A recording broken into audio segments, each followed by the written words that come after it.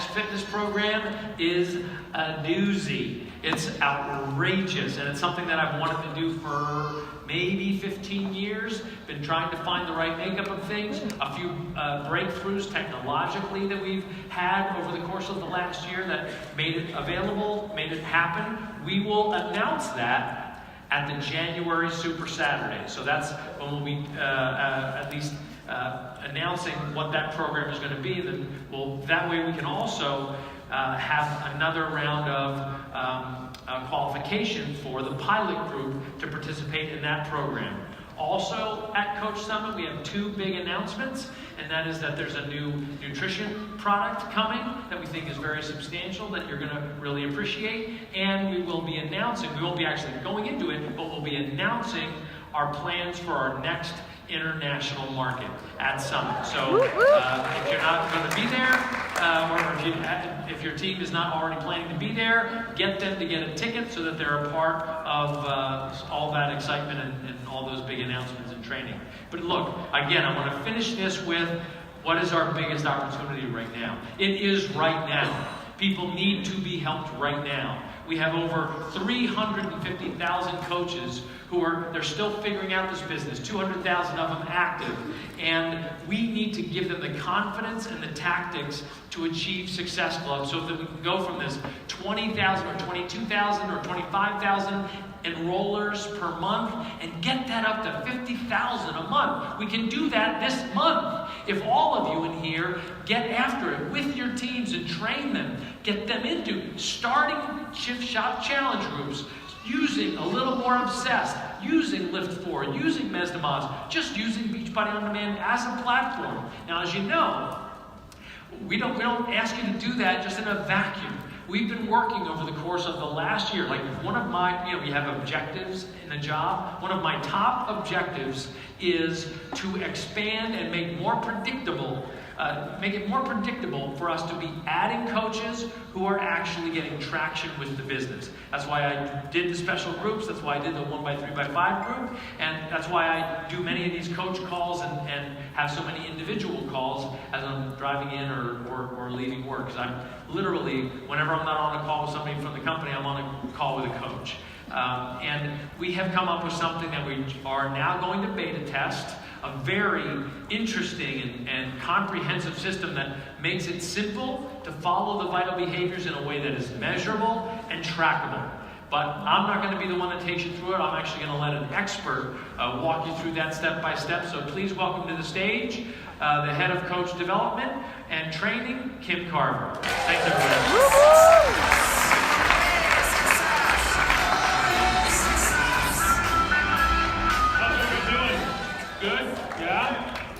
It's tough to follow Carl. I'm excited to be here. I love this event. I love walking down the hallways and seeing so many coaches that I have an incredible amount of respect for. Having been around this industry for a long time, it's not lost on me how fortunate we are to have so many good people and amazing leaders here. It's really a unique thing that we've got. So thank you to you guys for all that you do.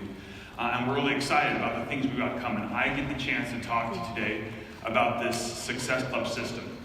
And I want to share with you some ideas or kind of explain to you what it is and kind of ask for a favor in the process, as Carl kind of alluded to a little bit. But to do that, as is my custom, I'm going to start with a little experience to kind of set the stage. And I've had the opportunity to help coach my son's flag football team this year. And before the season started, we had time for just a couple practices. And one of the things we were really concerned about as coaches was making sure that they had some offensive plays to be able to run. So we created 5 offensive plays, and we taught them to the kids. And they were beautiful plays, okay? They had motion and misdirection, and we really were convinced that this was going to be something that would be very effective for the boys and that they would have fun and see success with it. And during the course of the practices, they got really good at running those plays. And so as we went into the first game, we were fairly confident that this was going to work. But as often happens, games are not like practices. And facing a motivated defense as opposed to the one that was just kind of standing around during practice, and just the pressures of the game itself, these 5 plays that we put in for our boys quickly fell apart. Kids were forgetting assignments, they were forgetting where they were supposed to go, they weren't having success with it, they were getting very, very frustrated, they couldn't score the ball, and you just watched their faces, they were just really having a hard time. So we realized as coaches very quickly that these 5 plays that look so beautiful and went so well in practice were probably a little too complicated for these kids at this early stage of the season. And so at halftime, we brought them all together, and you could tell they were mad. They were not having a good time. And we said, all right, we're going to take these 5 plays and we're going to put them on the table. Maybe we'll do them later on this year, but right now what we want you to do is just focus on 2 things. We're going to really simplify it down to just 2 things. We want you to do short passes to our receivers, and we showed them a couple simple routes we want them to run. And we want you to just do simple running plays to the sideline and try to turn up field.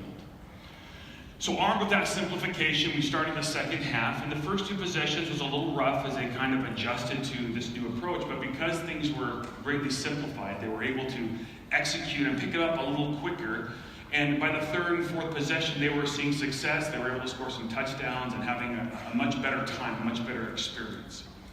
And I've thought a lot about that as I've thought about what I wanted to share with you guys today when I talk about the Success Club system. Because my experience has been that one of the things that's most difficult for coaches, especially as they are getting started and even as they've gone through it for a little while, is there's always more good things to do for your business than you have time to do them. Would you guys agree with me on that? Yep. And a lot of times I'll see coaches who will try to do all those good things because they believe that if I'm really committed to my business, I'm going to give everything I can, and so I'm going to do all those good things. And when they try to do all those good things, they end up really having a complicated approach to the business. And it becomes difficult to be able to teach, and there's frustration because the efficiency isn't there, and there's burnout, and all those things that kind of come with it.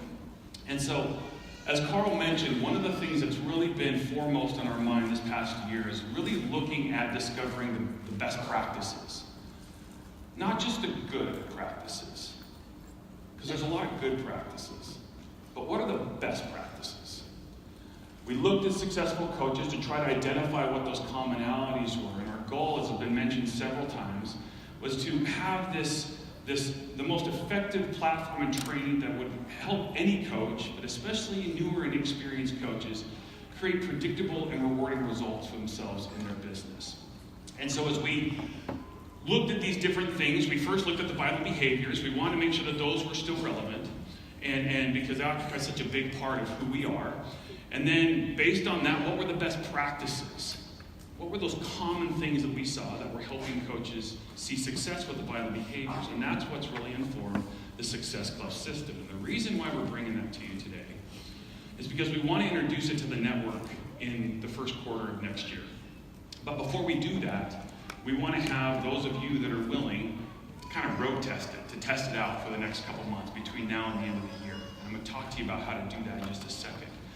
And so we're going to show that to you right now. As I start with the Success Club system, though, I do need to make a couple mention of some updates to the vital behaviors that we will be introducing. And again, this is all based in the best practices that we have looked at from these successful coaches, all right? Now, 2 of them are the exact same, right? Be proof the products work and do personal development, but I want to highlight some of the new ones. You'll notice that recognize isn't on the list anymore. That's not because we don't think recognize is important. But what we found is that recognition is a key activity, but it kind of falls under a bucket that we've labeled get people results. And this vital behavior, as you'll learn more about it, and this isn't a training to teach this to you, but we'll talk more about it as things come, but it really is meant to reinforce the importance of delivering on our mission. We talk a lot about inviting and helping people get started, and we should, because that's a very key part, and it's very difficult for most people. As Jeff Hill always says, it's the start that stops most people. Success Club and all those things really celebrate that start, but that's not necessarily where our mission happens, right? Fulfilling our mission. It's helping them stick to that commitment so they get results, right? We've identified as being getting results for yourself, getting results for your customers, and getting your coaches results as well. So we'll learn more about that. We've also then updated the invite vital behavior to give greater clarity on the inviting process. Now instead of saying invite, we'll be talking about connect, invite, and follow up, which is a greater representation of the process of expanding your follower base and building those relationships and those things that lead to inviting. So as coaches, new coaches, less experienced coaches especially, learn about that, they understand a little bit better what that process is. And honestly, this is where the Success Club system lives. When we talk about the best practices that we've gathered, the majority of the Success Club system is around acquisition, best practices, and it lives in this vital behavior. And so you'll see us kind of connect those two, but I want to make sure you saw how that all works, because how we're going to deliver the Success Club system to you is in a fully revamped business activity tracker. Ooh, nice. Now, the revamped business activity tracker, we'll let you clap, because it's been a lot of work to get into this, but you guys can clap. I want to actually take just 2 seconds and thank, there's about 45 coaches that have really gone through a lot over the past year with me as we've refined this and really helped inform this. This really isn't anything we've created. This is what we've just gathered and found from you guys and just tried to package and give back to you in a way that would make it easier to duplicate with. But the Success Club system will be delivered in the form of an updated business activity tracker, all right? And so what we're asking for, what we're looking for is for those of you that are interested, is to have 2 or 3 of your part-time coaches between now and the end of the year follow the Success Club system or use this business activity tracker on a weekly basis. We want to test this out. We want to make sure before we roll out to the network that there's no additional refinements or tweaks that need to be made to it. And as you get a chance to look at this, and all of you will, we're looking for that feedback, all right? So let me explain to you how that will work. If you are interested in testing this with us, we've created a Facebook group, a training test group for the Success Club system. This group is not for you to add your coaches to. That's still your job to do that. This group is meant to be as a resource and a place to give feedback to me and the team, all right? So one of the things we've done with this, though, is not just create a place to have discussions, but we've actually built out the unit section to deliver on some key trainings around the key activities that drive each one of these vital behaviors. So each one of those little lines right there, each one of those units, has a set or series of trainings, 8 to 10 minutes, associated with them, done by top coaches, okay, successful coaches. These videos in this group, in the unit section, are downloadable, so you can actually go and download them and use them in your own groups if you don't have similar trainings, okay? Or you can use your own. Doesn't matter, but you can use this as a reference point. Does that make sense, you guys? So if you're interested in joining this test group, what I need you to do is point your camera to this little QR code right here, and it will take you to a job form. If you don't want to do that, there's the long link right there, or you can just message me on Facebook after this and I can send it to you, okay?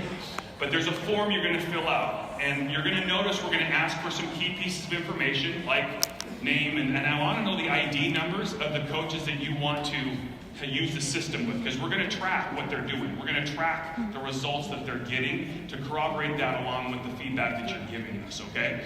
So we're only going to let 5-star diamonds and above right now test it with their coaches. So this is not something I want you to go give to all of your team, all right? You have to be a 5-star diamond above in order to test this out. We're going to ask for a minimum of 2 to 3 coaches, part-time coaches, okay, that you find to be able to use this. All right. You know, the thing for me, honestly, that excites me the most about this goes back to maybe a little bit of the story that I talked about. The simplification, the focusing on those things, really those best practices that make the biggest difference. Earlier this year, I got a phone call from a coach that I used to work closely with, and she was really frustrated. She was like, I don't know if I'm going to do this. For the first time in the 4 years I've been a coach, I'm actually thinking about just walking away. And there was a part of me that was like, my instinct was like, no, but then I'm like, you know what? I could hear something in her voice. And so I said, well, tell me what's going on. And we walked through it, and I'll, to get to the point here. One of the things I realized, or I recognized, is that over the years, she had kind of built up layers on her business. Good intention after good intention, these layers had kind of accumulated on her business, and she almost didn't realize it. where she was trying to do so many things and saw this or saw that and put that in and tried to do this, and she had all these things and she was delivering all this amazing content and training and all these things to their team, and why don't they just get it? They can't do this, and they're not engaging, and all this other stuff that was going on with her. And so the only thing that I did with her is I said, look, we just need to strip a lot of that away right now. And let's talk about what matters most. Let's talk about helping people. Let's talk about belief in what you're doing. And let's talk about some of those core activities that they need to be engaged in, that you and your team need to be engaged in. And it's been interesting for me to watch this year how things that process has really done a couple things. First, it's increased the success that she's seen. And second, when I talked to her just a month ago, the distinction between where she was and where she is was night and day. Very happy, very upbeat, very positive, very excited about what's going on. She's not quite to where she wanted to be, but she's definitely trending in that direction better than she was. And honestly, I think it started because she just simplified. She went back to those best practices and stopped trying to do all the good practices at the same time. In my experience, the greatest factor in sustained success for a coach is the expenditure of consistent and focused energy on those right best practices, you guys. On focusing on 2 plays instead of 5 plays, right? On doing those things that matter most and allowing yourself to discipline yourself to just stay consistent with those. And when they do that, good things happen. They want to really make sure I did that.